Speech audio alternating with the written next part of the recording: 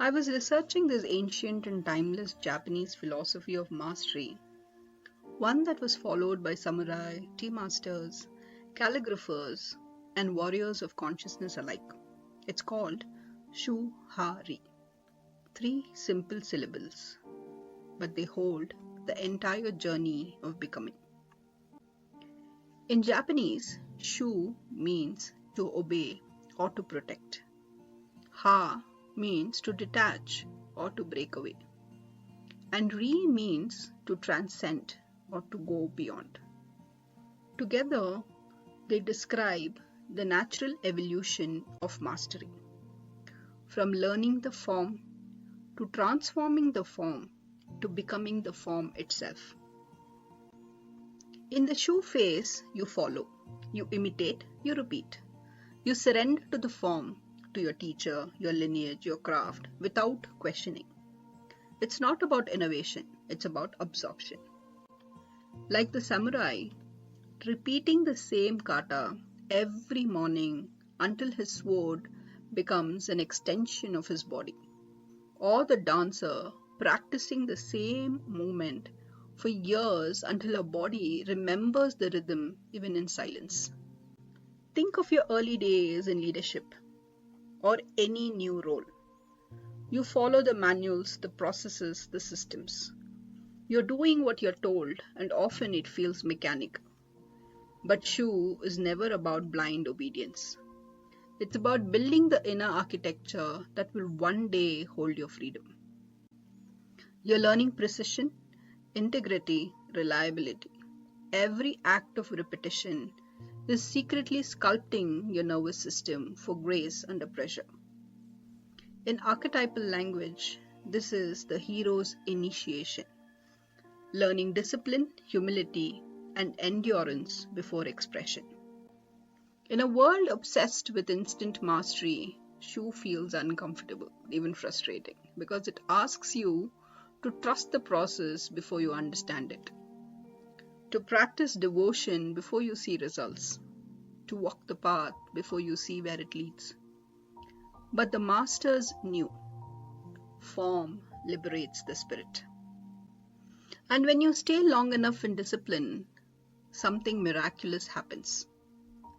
You begin to move from obedience to embodiment.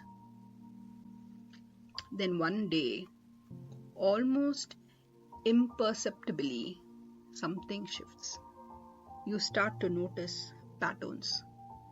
You begin to understand why certain forms work and others don't. Your questions become sharper. You start blending, experimenting, mixing what you've learned. That's Ha, the phase of integration, of conscious experimentation.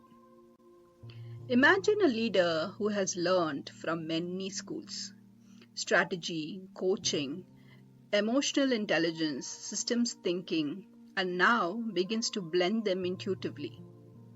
They no longer lead from a manual, but from embodied understanding.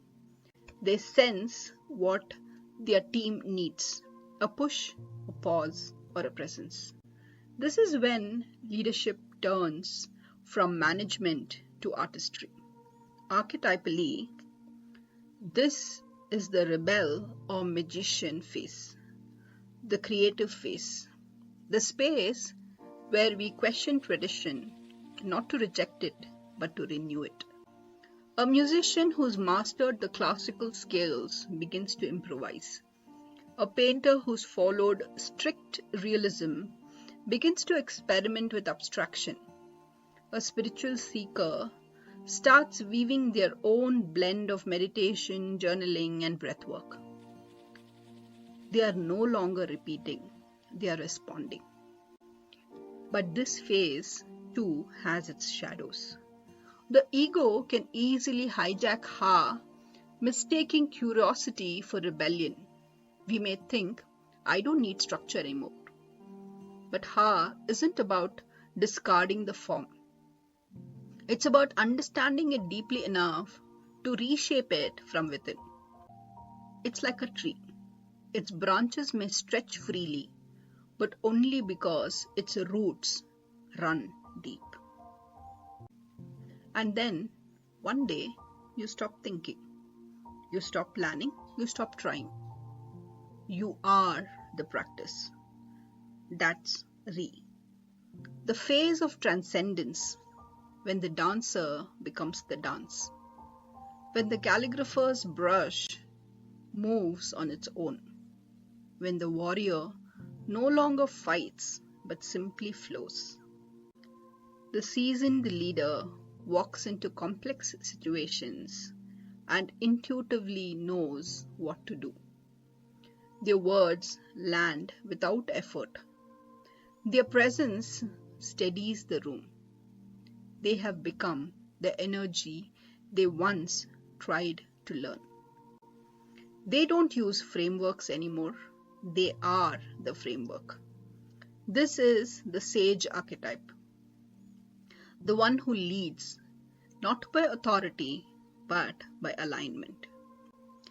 The jazz musician whose fingers move without conscious control. Music just happens through them. The artist who paints as though the colors themselves are guiding the hand. Flow is not the absence of structure. It's the result of complete union with it. Every master and every tradition eventually arrives here, the space where doing dissolves into being. When you respond to conflict with calm, not because you tried, but because peace has become your default. When wisdom flows from your mouth before your mind even catches up. When you live in rhythm with life instead of trying to control it. That's Ri, that's mastery, that's freedom. And so the journey of Shuhari isn't linear. You'll move through these phases in every domain of your life, again and again. Each time you begin something new, you return to Shu. Each time you deepen your practice, you re-enter Ha. And each time you let go, you dissolve into Ri. It's the eternal rhythm of becoming. When you are in Shu, practice devotion. When you are in Ha, practice discernment. When you are in Ri, practice surrender. Each stage is sacred. Each is a portal. Each prepares you for the next. Mastery is not something you chase. It's something you become. One breath, one practice, one surrender at a time. Which aspects of life are you in Shu, Ha and Ri? Share in the comments how you've been able to flow between these stages of mastery. I know that everyone who listened till the end of this video would love to know each other's journeys as they share their own. My journey is also shared in the comments. Thank you for listening.